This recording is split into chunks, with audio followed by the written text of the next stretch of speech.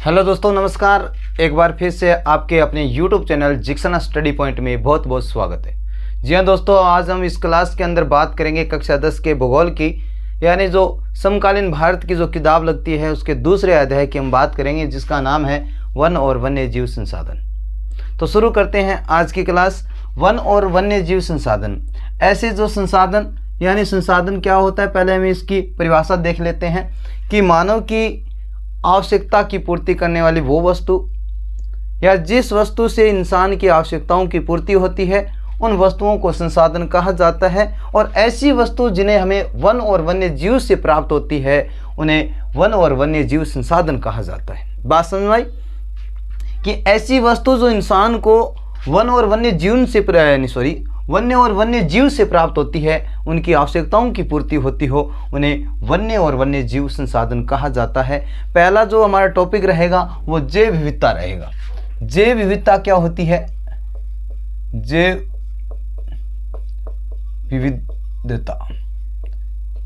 विविधता का अर्थ होता है कि पृथ्वी तल पर पाए जाने वाले जीव जंतु, वनस्पति, पेड़ पौधे या कोई खनिज हो सकता है, यानी उन सभी में विविधता पाना यानी अंतर पाना, वो क्या कहलाता है? जैव विविधता कहलाता है। कहने का मतलब ये हुआ कि हमारे यहाँ जो पेड़ पौधे पाए जाते हैं दूसरे क्षेत्र में नहीं पाए जाते हैं, उस क्षेत्र में नहीं पाना, यहाँ पाए जाना, ये जो अंतर है, ये जो विविधता है, वो जैव विविधता के अंदर आता है। या ऐसे कह सकते हैं जो जानवर है वो हमारे इस प्रदेश में पाए जाते हैं, दूसरे प्रदेश में, दूसरे राज्य के अंदर नहीं पाए जाते हैं, उन्हें जैव विविधता के संदर्भ में देखते हैं। तो इसकी परिभाषा लिखते हैं। जैव विविधता पृथ्वी तल पर पाए जाने वाले जीव जंतु, वनस्पति, पेड़ पौधे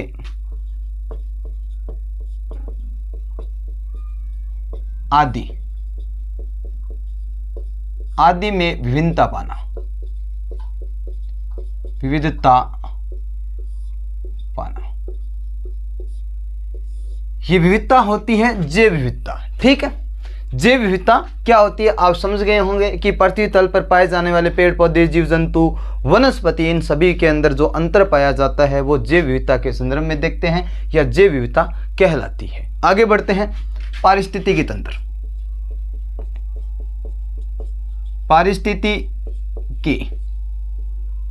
पारिस्थितिकी तंत्र यानी पृथ्वी तल पर पाए जाने वाले जीव जंतु, वनस्पति जात या वायुमंडलीय दशाएं, जलीय आवरण व मृदा के संतुलन को क्या कहा जाता है? पारिस्थितिकी तंत्र कहा जाता है। क्या कहा जाता है? पारिस्थितिकी तंत्र। एक बार फिर देख लीजिए। पृथ्वी तल पर विभिन्न प्राणी, पृथ्वी तल विभिन्न प्राणियों, जीव जंतुओं, वायुमंडलीय दशाओं,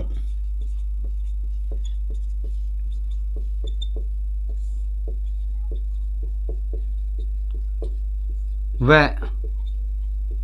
मृदा के संतुलन को क्या कहा जाता है? पारिस्थितिकी तंत्र कहा जाता है। मृदा मतलब मिट्टी।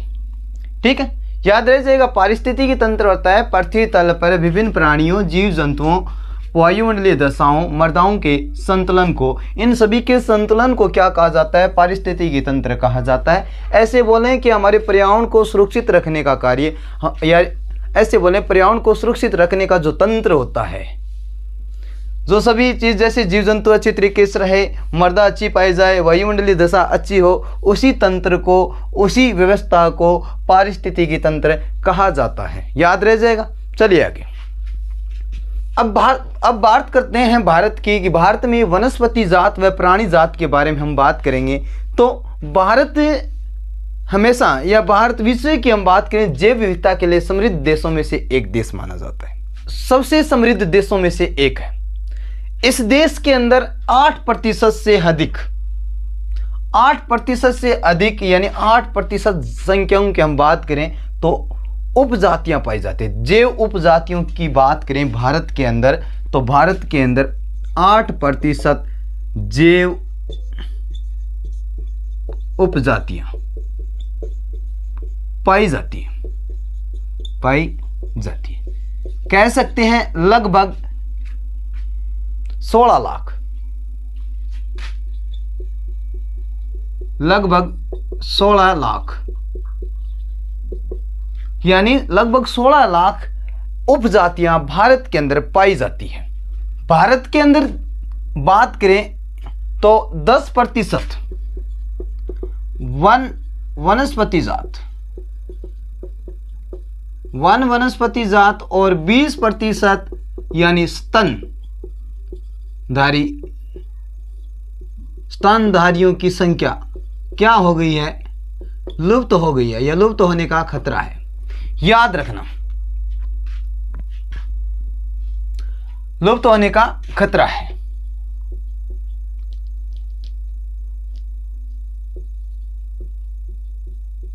है।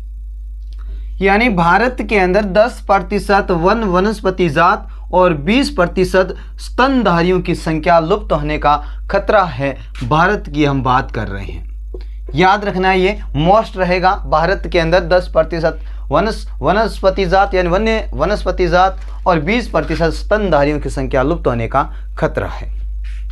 भारत के अंदर वन्य जीव संरक्षण या वन्य जीव रक्षण अधिनियम 1972 के अंदर लागू किया गया। भारत के अंदर हम बात करें, भारत की बात करें तो भारत में वन्य जीवन या रक्षण अधिनियम यानी कानून 1972 में बनाया गया। कब बनाया गया? 1972 में बनाया गया। याद रह जाएगा, भारत में वन्य जीवन अधिनियम या रक्षण अधिनियम कब बनाया गया, कब लागू किया गया? तो 1972 के अंदर लागू किया गया। अब हम बात करेंगे आगे कि भारत में वन विनाश के मुख्य कारण क्या है, कि भारत के अंदर वनों की संख्या धीरे धीरे कम क्यों हो रही है, क्या वजह रही है, उनके बारे में।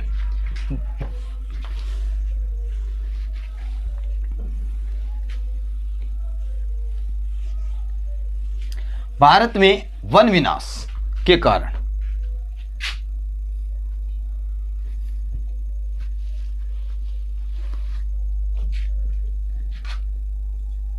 वन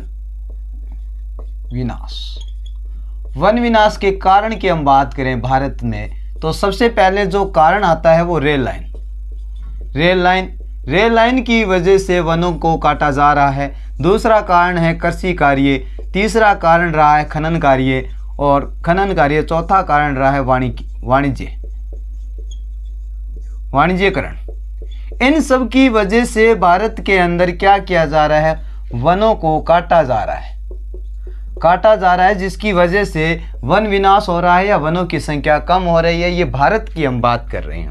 भारत के अंदर वन विनाश के मुख्य कारणों की हम बात करें तो रेल लाइन का इस्तेमाल, यानी भारत के अंदर सर्वाधिक रेल जाल पाया जाता है और कृषि कार्य अधिक होने के कारण वनों को काट दिया जाता है। खनन कार्य किया जा रहा है। खनन होता है कि भूमि को खोदना और उससे निकाला गया पदार्थ खनिज होता है। खनिज को निकालने के लिए भूमि को खोदना पड़ता है, वो खनन यानी खोदने की जो प्रक्रिया होती है वो खनन कार्य होता है, ठीक है। और वाणिज्यकरण होता है उद्योगों की स्थापना करना, बड़े बड़े यानी ऐसी चीज़ जिसके माध्यम से नकदी प्राप्त की जा सके वो वाणिज्यकरण में आएगा। यानी चाहे वो आप व्यापार कर लीजिए या आप पशुधन पाल लीजिए, कुछ भी कर लीजिए, यानी जिससे आपको नकदी प्राप्त हो रही है या उद्योग कार्य हो सकता है, उसे वाणिज्यकरण है यानी वाणिज्यकरण कहा जाता है। इन सब की वजह से भारत के अंदर वन विनाश हो रहा है या वनों की कमी हो रही है। बात समझ में आई? आगे बढ़ते हैं। वन्य जीव संरक्षण ने कुछ प्रावधान किए हैं। क्या क्या प्रावधान किए? किसने? वन्य जीवन वन्य जीव संरक्षण ने कुछ प्रावधान किए। प्रावधान क्या किया है देखिए, इनका प्रावधान, 1 नंबर प्रावधान है कि संकटग्रस्त जातियों को बचाना। संकटग्रस्त जातियों को बचाना, यानी ऐसी जाति जो अब खत्म होने के कगार पर है, लुप्त होने के कगार पर है, उन जातियों को हमें क्या करना है, बचाना है। ये वन्य जीवन संरक्षण प्रावधान के तहत बताया गया है कि हमें क्या करना है, उन जातियों को बचाना है जो खत्म होने के कगार पर है या लुप्त होने के कगार पर है। 2 नंबर हम बात करें शिकार पर प्रतिबंध। 2 नंबर क्या है, शिकार पर प्रतिबंध। प्रतिबंध का अर्थ होता है रोक लगाना। ये शिकार करते हैं, जीव जंतुओं की हत्या करते हैं, उन पर क्या करना है, रोक लगाने का कार्य किया है। किसने, वन्य जीव संरक्षण ने क्या किया है, शिकार पर प्रतिबंध लगाने का कार्य किया है। तीसरा जो प्रावधान आता है वो है वन्य जीव आवासों का कानूनी रक्षण। वन्य जीव आवासों का कानूनी रक्षण। कानूनी रक्षण सरकार ने क्या किया है, जो वन में रहने वाले जीव है उनके आवास के लिए या रहने के लिए कानूनी रक्षण प्रदान किया है, सुरक्षा प्रदान की है, ताकि वो जंगलों में रह रहे जीव जंतु अपने आप को सही तरीके से सुरक्षित महसूस कर सके या सुरक्षित रह सके। ठीक है, यह भी प्रावधान जोड़ा गया है। चौथा प्रावधान आता है जंगली जीवों के व्यापार पर रोक। चौथा जो कारण बताया है,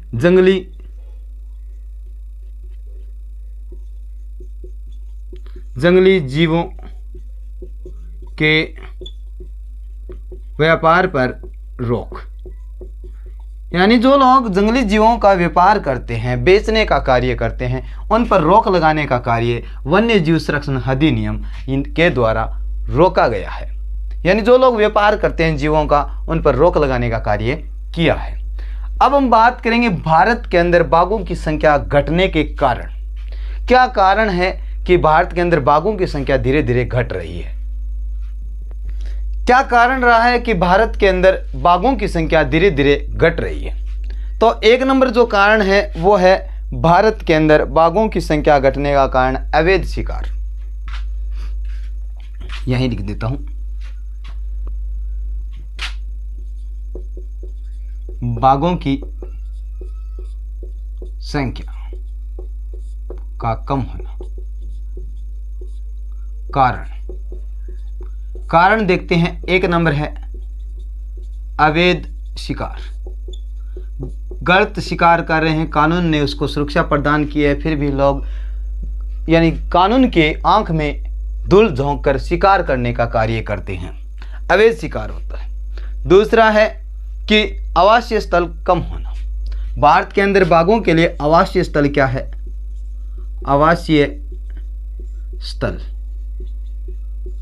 कम होना, जिसकी वजह से संख्या क्या हो रही है, बाघों की कम हो रही है भारत के अंदर। याद रखना। 3 नंबर पॉइंट, खाल का व्यापार।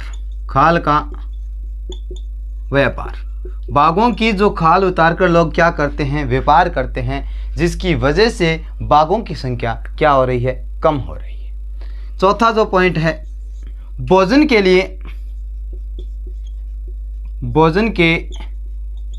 लिए आवश्यक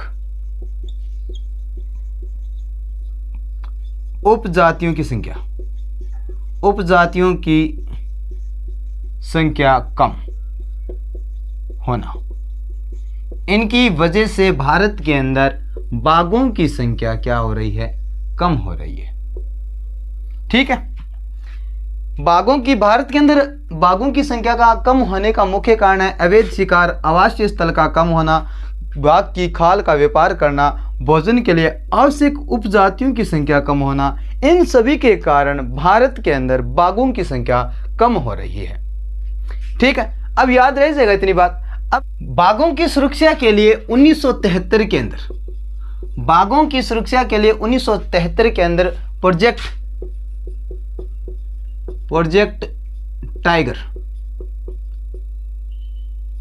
टाइगर परियोजना शुरू की गई है, जिससे क्या किया जाएगा, बाघों की रक्षा की जाएगी। यानी 1973 के अंदर भारत के अंदर बाघों की सुरक्षा के लिए प्रोजेक्ट टाइगर परियोजना शुरू की गई है। याद रह जाएगा ये बात। 1973 के अंदर क्या किया गया है, प्रोजेक्ट टाइगर परियोजना शुरू की गई है या लागू की गई है। देश के अंदर 20वीं शताब्दी की हम बात करें तो बाघों की संख्या 55,000 थी, लेकिन अब वो घटकर 1827 रह गई है। यानी देश के अंदर बाघों की संख्या 20वीं शताब्दी की हम बात करें तो 55,000 बाघों की संख्या थी, जो घटकर कितनी रह गई है, घटकर 1827 रह गई है। 1827 संख्या रह गई है भारत के अंदर बाघों की संख्या। जब 20वीं शताब्दी का आरंभ हुआ था उस समय भारत के अंदर 20वीं शताब्दी के आरंभ में भारत के अंदर बाघों की संख्या 55,000 थी, जो घटकर कितनी रह गई है, 1827 रह गई है। याद रह जाएगा, ये मोस्ट लाइन है, आपसे प्रश्न पूछा जा सकता है कि 20वीं शताब्दी के आरंभ में भारत के अंदर बाघों की संख्या कितनी थी, जो अब घटकर कितनी रह गई है। तो आप बताओगे कि 20वीं शताब्दी के अंदर बाघों की संख्या 55,000 थी, जो घटकर 1827 रह गई है। ठीक है, अब आगे बढ़ते हैं कि भारत के अंदर वन्य और वन्य जीव संसाधन के प्रकारों के बारे में बात करेंगे। किसके बारे में, वन्य और वन्य जीव संसाधन के प्रकारों के बारे में हम बात करेंगे, इसके क्षेत्र के बारे में बात करेंगे। इसको 3 भागों में बांटा गया है।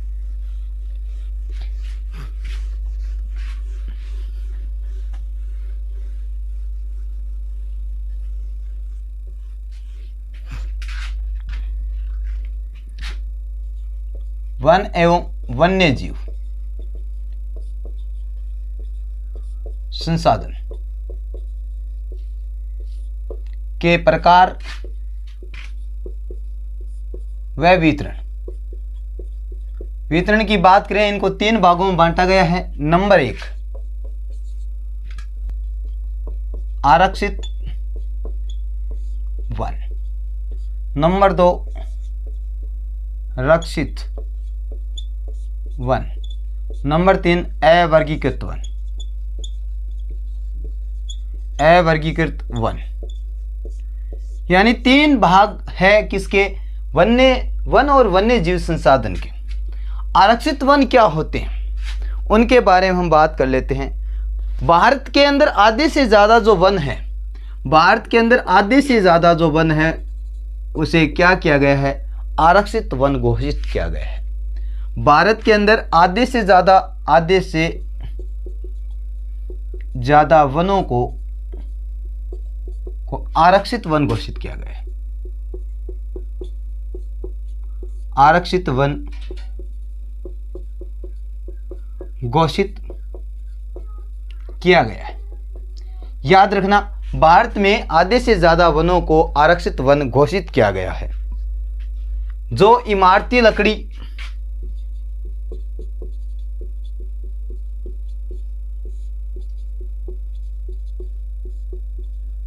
वनों उत्पादन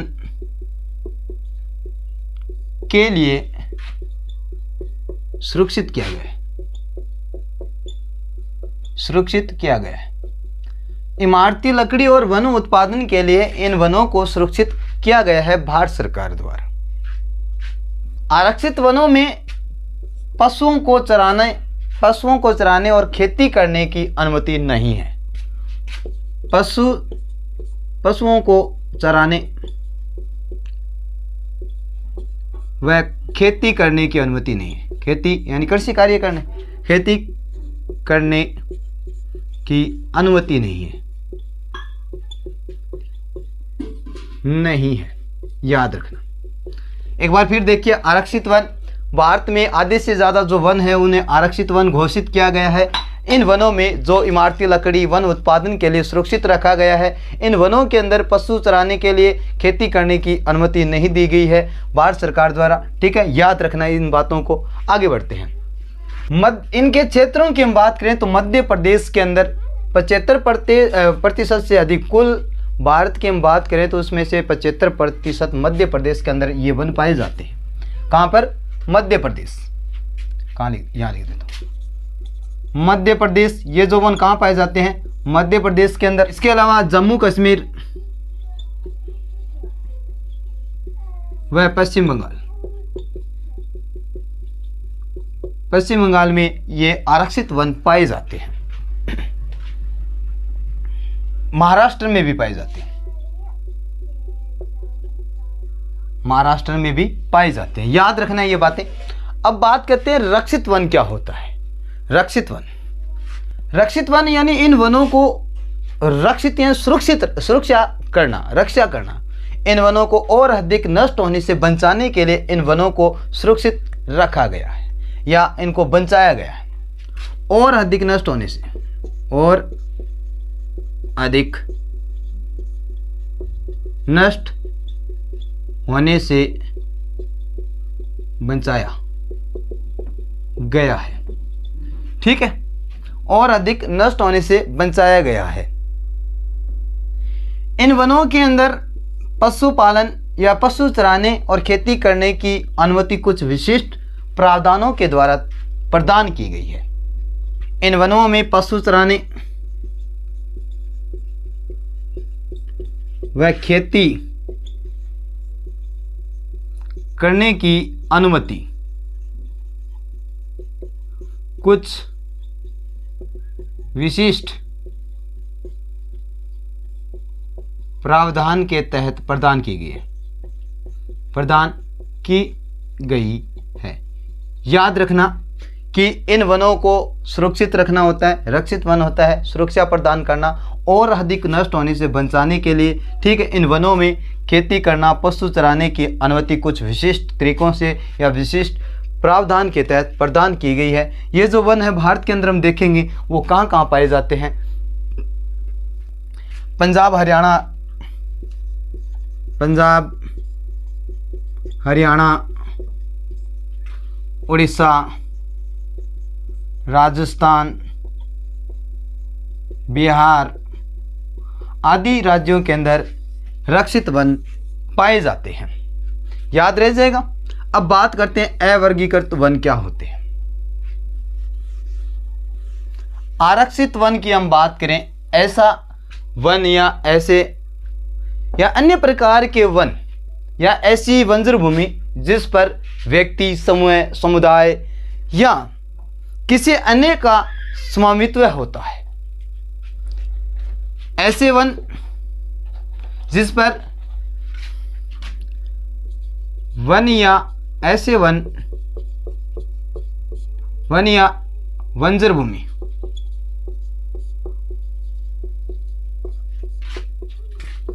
जिस पर व्यक्ति,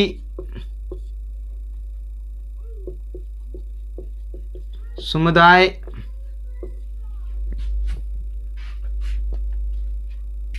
या सरकार का स्वामित्व होता